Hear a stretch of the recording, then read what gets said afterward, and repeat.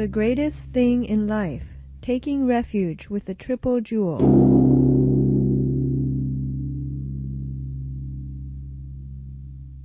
A Dharma talk by the Venerable Master Hua on March 28, 1993, at Long Beach Monastery.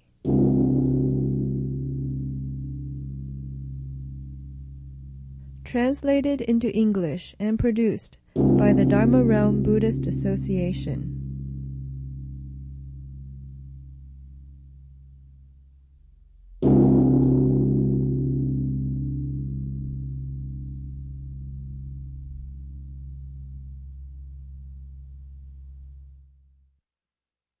The greatest thing in life is to take refuge with the triple jewel. You have to be serious about this. Don't treat it casually, and don't act on a whim. First of all, you have to choose a teacher of genuine understanding and wisdom to take refuge with.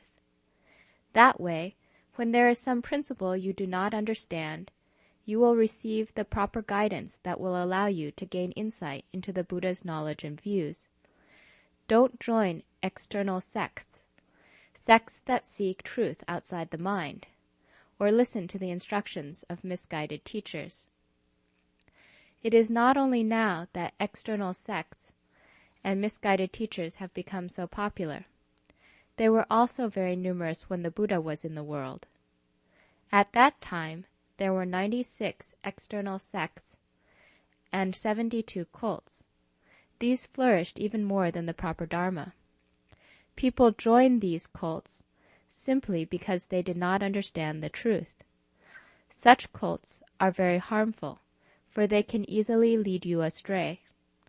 You start out hoping to gain some benefit, but once you go astray, you will only be harmed.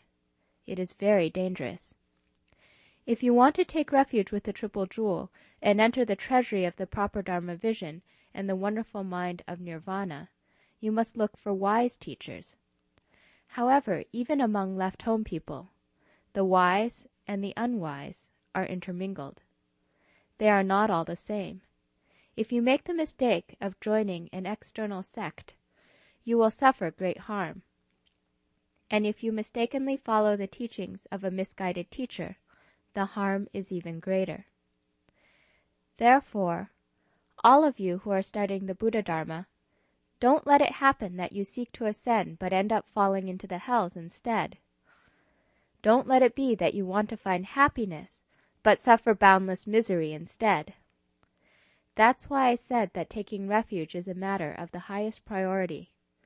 Nothing is more important. When you take refuge with me, you have to consider everything clearly and recognize the path you're taking. Each of you should bring forth the utmost sincerity in repenting of your past offenses before the Buddhas. If you are really sincere in repenting, then your offenses will be eradicated and your good roots will grow. But if you are not sincere, your offenses will still remain and your good roots will not grow. So it all depends on your sincerity and concentration. Do not let your mind get distracted. Avoid deluded thoughts and restrain your wild mind. You have to be true and sincere when taking refuge. If you simply go through the motions, you will not get a response. If your faith is solid and your conduct is pure, then from the time you formally take refuge until you become a Buddha, you will not run into any great difficulties. If your faith is weak and your conduct is impure, then you can forget about becoming a Buddha. You will have a hard time just being a person. Not only lay people, but even left-home people will fall into the hells if they do not cultivate. Therefore, all you lay people should do your best and work hard. Do not be absent-minded and disrespectful toward Buddhism. You should revere the Triple Jewel, make offerings to the Triple Jewel, believe in the Triple Jewel, and serve the Triple Jewel all your life. Then you will have a response in the way. If you cannot do this after you take refuge, and you still act as if you had not taken refuge at all, then you will not have any responses. Every morning when you get up, you should make the 4 vast vows before the Buddhas. These are vows that every bodhisattva should make. Make these vows in the morning, and in the evening ask yourself, living beings are limitless. Have I saved them? I have vowed to cut off the endless afflictions. Have I cut them off? If not, I must cut them off. If I haven't saved living beings, then I must save them. And if I haven't gotten rid of my afflictions, I must cast them out. I have vowed to learn the boundless Dharma doors, but have I learned them? No? Then I must do so. No matter how busy I am, I ought to devote time to reciting sutras and reading Buddhist books in order to learn the boundless Dharma doors. I have vowed to accomplish the unsurpassed Buddha way, but I am still an ordinary person, not a Buddha. I must hurry and cultivate in order to realize Buddhahood. You should contemplate in this way every day. In the morning, make the 4 vast vows, and in the evening, reflect to see whether you have fulfilled them.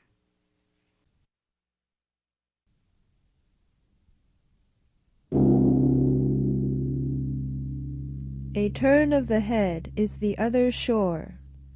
Taking refuge with the triple jewel.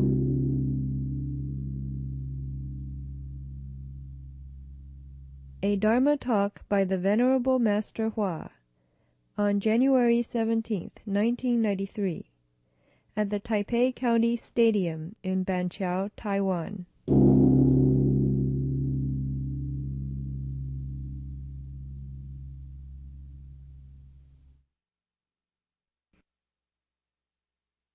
The sea of suffering is boundless. A turn of the head is the other shore.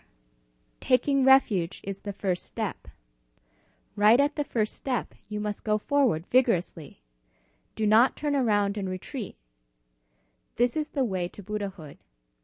If you turn around and retreat, you will fall into the 3 paths of suffering and wander among the 8 difficulties. Therefore, it is said, the Master brings you in the door, but you yourself must cultivate. You yourself have to eat to get full. You must put an end to your own birth and death. Do not say, I have taken refuge, so I can rely on the Buddha, the Dharma, and the Sangha. Although the Buddha, the Dharma, and the Sangha have awesome spiritual power, they cannot help you to cultivate and realize Buddhahood. They cannot help you to fathom the Buddha Dharma, or help you to understand the path of cultivation. It is the Sangha which must propagate the Dharma and make it known in the world. Although you have now taken refuge with the Triple Jewel, you still have to work hard in order to make progress. If you can refrain from killing, stealing, engaging in sexual misconduct, telling lies, and taking intoxicants, then you have truly received the 5 precepts. If you fail to uphold the precepts after you receive them, your offenses are even more severe because you are fully aware that you are committing them. People who violate the precepts are destined to fall. You cannot say, oh, I've taken refuge with the Triple Jewel and received the 5 precepts, so I have protection. It doesn't matter if I kill or steal or commit sexual misconduct. It's all right for me to tell lies and take intoxicants. Someone is protesting in his mind. If the retribution for lay people who receive and then violate the 5 precepts is so severe, what about left-home people who violate the precepts? Wouldn't it be even worse for them? You should have this attitude. Mahasattvas do not pay attention to others. Amitabha Buddha looks after himself. You should watch over yourself all day long, being mindful in everything you do. Reflect upon yourself. Seek within yourself. Ask yourself every day, am I holding the precepts, or have I violated any of them? Since taking refuge with the Triple Jewel, have I been a true Buddhist, or have I gone over to Christianity, Judaism, Islam, or other religions? Do I study the teachings of external sects? After you have taken refuge, your attitude should be, even if someone said he would kill me if I believed in the Buddha, but would let me live if I didn't, I would still refuse to believe in external sects. External sects refer to the demons of the heaven of ease and to all the other demons from the heavens. The demons from the heavens possess spiritual powers. They can manifest endless transformations and make their spiritual powers function in mysterious ways. They constantly show off their spiritual powers. Buddhist disciples, on the other hand, do not manifest their spiritual powers. If they possess such powers, they should not reveal them or talk about them. People who claim to have spiritual powers, such as the powers of the heavenly eye and the heavenly ear, can be considered as belonging to the retinue of demons discussed in the 50 Skanda demon states chapter of the Shrangama Sutra. Or else they are followers of demons from the heavens, or followers of external sects. Buddhists should possess dharma-selecting vision and not be greedy for easy rewards. If you are greedy in your quest for the Dharma, then you might study the manifest practice today because you hear it being praised, but then study the esoteric practice tomorrow because you hear that being praised. You may study for your whole life, but because you do not stick to your principles and concentrate on one thing, you end up wasting all your time. Now that you have taken refuge, you should refrain from transgressing the 5 precepts. You should diligently practice according to the 3 refuges and strictly uphold the 5 precepts. The 5 precepts are the basis for attaining Buddhahood. Lay people have 5 precepts, and left-home people have 250 precepts. Bhikshunis have 348 precepts. Although these precepts are very detailed and numerous, you have to truly uphold them without transgressing any of them. Basically, precepts are rules for restricting and regulating our behavior. If you try your best to follow the rules and to avoid making mistakes, then you are upholding the precepts. On the other hand, if you receive the precepts but fail to keep them, you are still a common person. The Buddha, the Dharma, and the Sangha are very fair. Anyone who cultivates can attain the fruits of cultivation. However, if you don't cultivate, you won't attain anything. Therefore, all of you should be like generals who don't even bother to dismount, but just keep going forward. Let's see who will be the first to make it to Buddhahood, or to the land of ultimate bliss. The merit you gain by holding the 5 precepts, or by leaving the home life to cultivate the way, can enable you to be reborn in the land of ultimate bliss. Once you get there, don't just stay there and forget about living beings. You have to come back and save living beings. Therefore, you should bring forth a great resolve to attain Bodhi and save all living beings. Some people say they would like to save living beings right away. If you have not even saved yourself yet, how can you save other living beings? You are like a bodhisattva made out of clay, who can barely save himself as he crosses the sea. You first have to save yourself. If you try to save living beings before you have saved yourself, you are simply renouncing the route to pursue the branch tips, and overlooking what is near to seek that which is far away. If you help other people plow their fields, but neglect your own field, you are making a big mistake. Therefore, everyone should work hard. Don't rely on your teacher and say, "My teacher has great wisdom." Your teacher cannot give you any of his wisdom. If your teacher has attained the way, you still have to cultivate on your own. If you do not cultivate, then even if the Buddha appeared before you, it's not for sure that he could help you.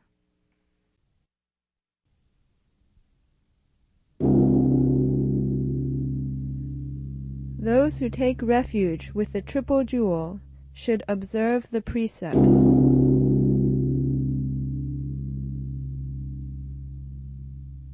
A Dharma talk by the Venerable Master Hua on November 18, 1988, at the Buddhist Center in Kuala Lumpur, Malaysia.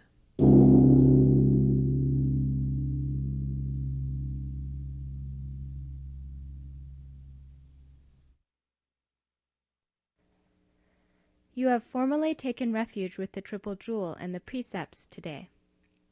Originally, people did not take refuge with the precepts when they took refuge with the Triple Jewel.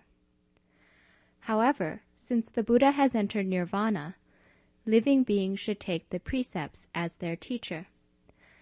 That's why the ceremony for taking refuge included taking refuge with the precepts. What are precepts? Precepts consist of doing no evil and practicing all good. Do not neglect to do a good deed just because it is small, and don't do an evil deed even if it is slight.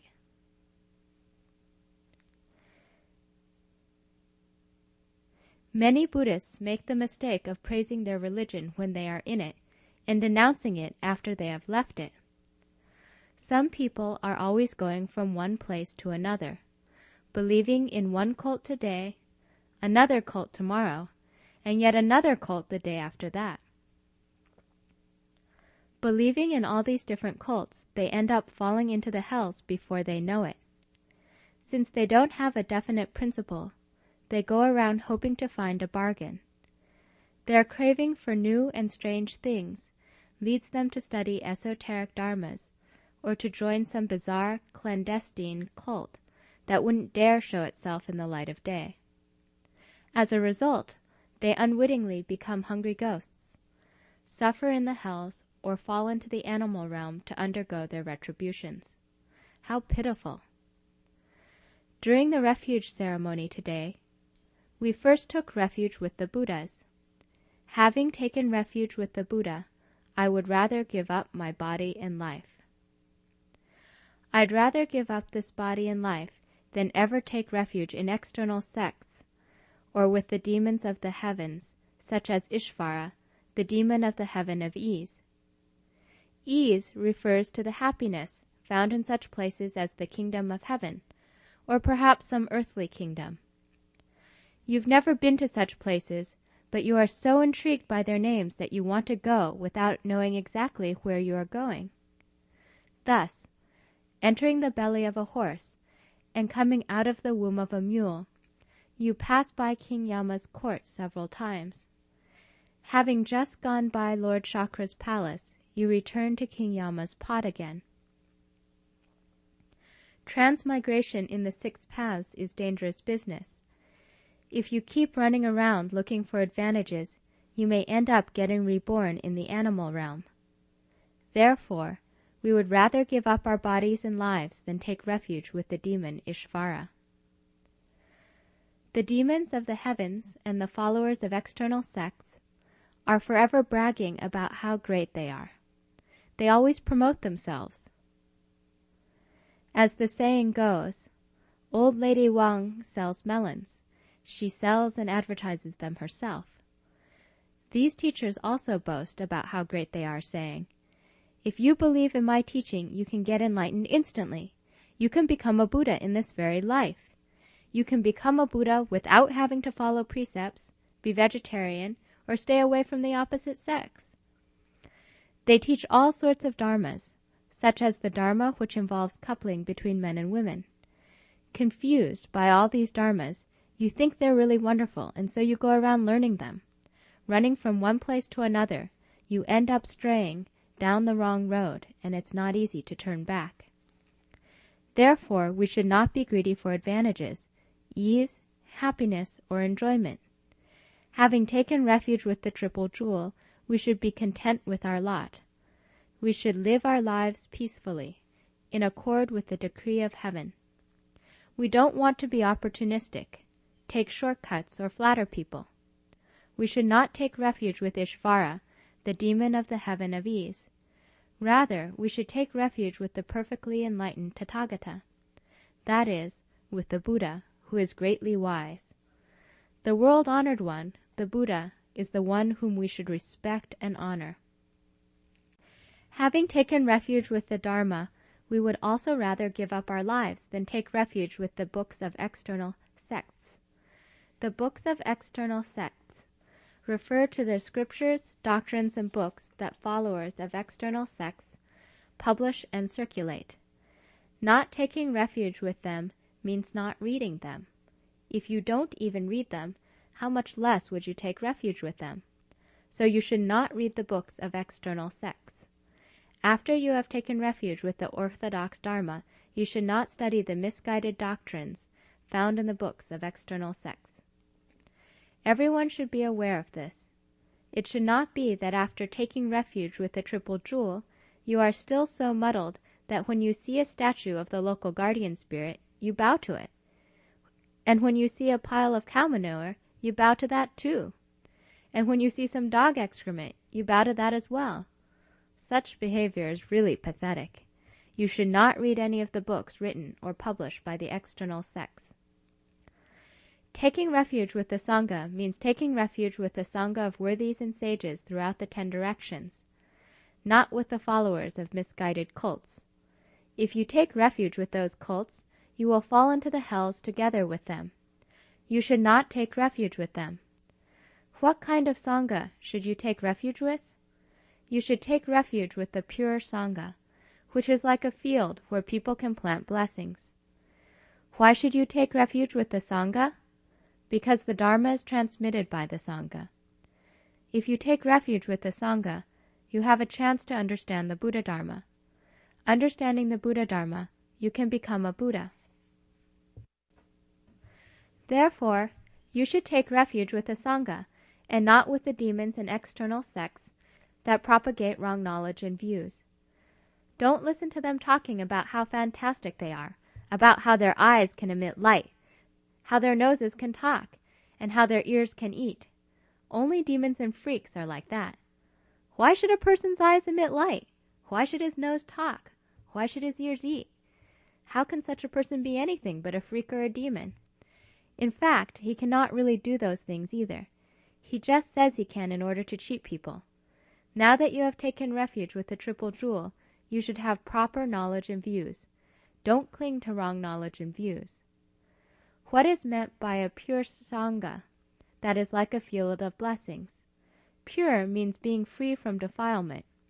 Someone who is free from defilement will teach you not to fight, not to be greedy, not to seek things, not to be selfish, not to pursue personal benefit, and not to lie. A person who is able to hold the precept of not having money is truly a pure Sangha member who is a field of blessings. Even if he had access to money, he would not want it. Such a person doesn't know what money could be good for. If you give someone a little money and he is overjoyed, you ought to question his motives. If a person is always clear and unruffled, whether or not he receives any offerings, if he does not flatter the rich or look down on the poor, then he is a pure Sangha member who is like a field for planting blessings. You should distinguish clearly between the two. If you cannot recognize the difference, then you are still and will always be confused.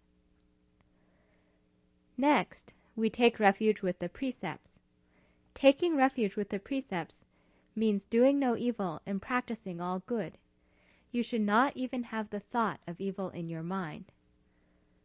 But bad thoughts often pop up in my mind, you say. What should I do? You can try to gradually reduce the bad thoughts and avoid getting carried away by them. Suppose the thought comes up, oh, I really want to kill that person. If your reaction is, okay, fine, I'll go kill him right away, then you've been carried away by the thought. Suppose you think, oh, he has a diamond worth such and such an amount. It's a very rare gem. I'm going to figure out a way to steal it. That's an evil thought. In general, if you do not have any bad thoughts, such as the thoughts that men and women have about each other, then your thoughts are proper. When a man and a woman daydream about each other, their thoughts are improper and unwholesome. Therefore, we should diligently cultivate morality, concentration, and wisdom, and extinguish greed, anger, and stupidity. Again, the old saying, do not do an evil deed, just because it is slight, and don't overlook a good deed just because it is small. To follow this principle is to take refuge with the precepts. Having taken refuge with the precepts, over the course of time we will accumulate merit and virtue, develop great wisdom, bring wisdom and blessings to perfection, and then realize Buddhahood and unsurpassed perfect enlightenment. After attaining unsurpassed perfect enlightenment, we have to turn the ship of compassion around and come back to save all living beings. These are the basic conditions for people who take refuge with the Triple Jewel, and we should know them. Once we have taken refuge, we should not commit offenses, exploit situations for our advantage, or try to get a good deal out of Buddhism. If we did that, we would be making a great mistake. Do you understand? We should practice in accord with the 4 vast vows. The first one is, living beings are boundless. I vow to save them all. We should think about it. Have we saved any living beings? If not, then have we saved ourselves? What does it mean to save ourselves? Have we been genuinely good Buddhists after taking refuge with the Buddha?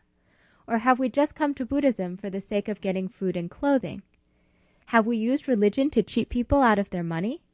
Are we trying to fool people in Buddhism? If we have been that way, then not only will we be unable to save living beings, we ourselves will fall into the hells. That's the first thing we should know. We should set a good example for living beings and influence them to resolve their minds on enlightenment. It doesn't matter if we can save only one living being. Bit by bit, over the course of time, we will be able to save 2 living beings, 3 beings, 4 beings, 5 beings, and so on. That's how we should go about saving living beings. The second vow we should make is, afflictions are endless. I vow to cut them off.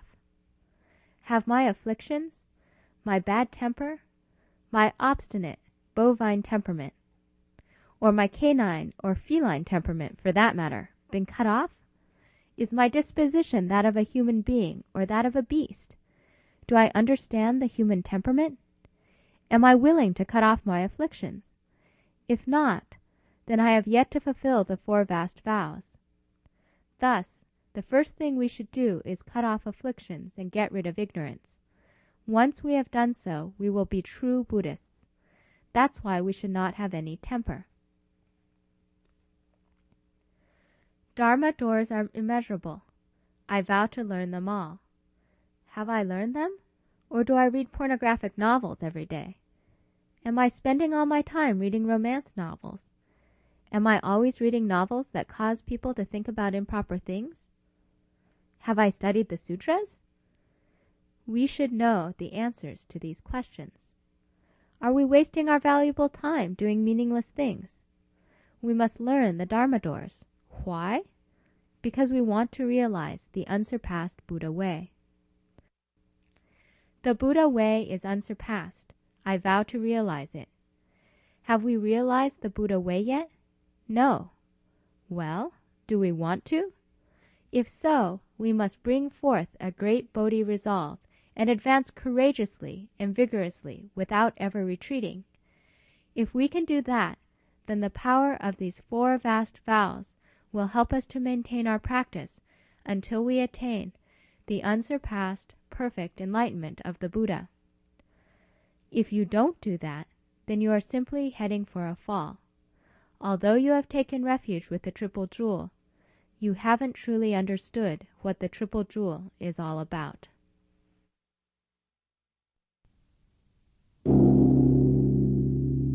Quickly walking on the path to Buddhahood.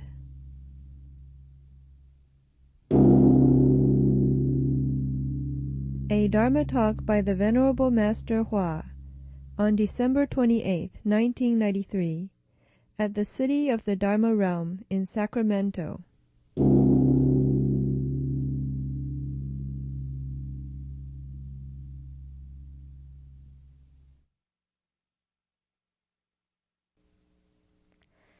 Today, everyone's good roots and Bodhi shoots have sprouted. To take refuge with the Triple Jewel is to be born with your eyes open. Don't go down the wrong road. What is meant by being born with your eyes open? It means you start a new life with your eyes open. You must find the right path. You must recognize clearly. Why am I taking refuge? Why do I want to take refuge with the Triple Jewel? This is an important moment. Don't let it be that you take refuge just because others are taking refuge, or that you bow to the Buddha just because others are bowing to the Buddha. Just what exactly is taking refuge with the Triple Jewel? I don't know. What is bowing to the Buddha all about? I don't know. You come to take refuge not knowing any of these things. Isn't that just blindly cultivating and blindly practicing? Isn't that just following blindly?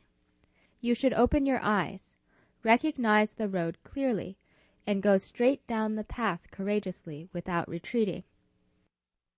Now is the Dharma ending age. What is meant by the end of the Dharma? It means the demise of the Buddha Dharma. The Dharma is already coming to its end, and it will soon disappear entirely.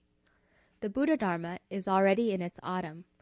The sun is about to set, and the road ahead is already dim. There's not much hope. But it's right at this time that we must bring forth our vigor and courage to move forward and rush down the path so that we can reach our destination. This is the general meaning of taking refuge with the Triple Jewel.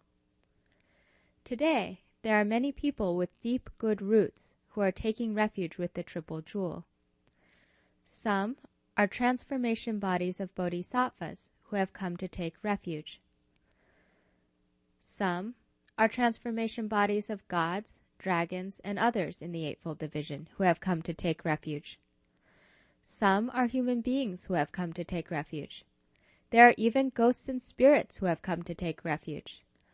This is the first time that the 3 refuges have been transmitted at the city of the Dharma realm. The ceremony for taking refuge is particularly magnificent. The heavenly Dharma protectors, the gods, dragons, and others of the Eightfold Division of ghosts and spirits are filling up the space around us. They have come to protect this way place.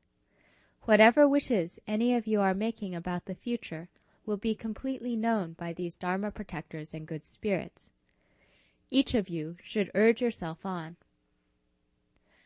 I have made a little vow, which is that whoever takes refuge with me, or does not take refuge with me, whoever believes in the Buddha or believes in other religions, as long as they have not become Buddhas, I will wait for them to become Buddhas before I do.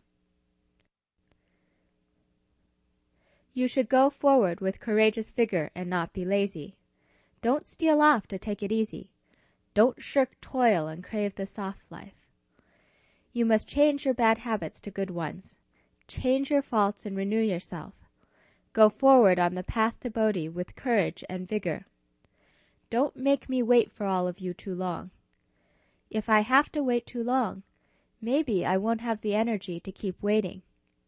Each of you should be like the general who never dismounts. Just keep going forward.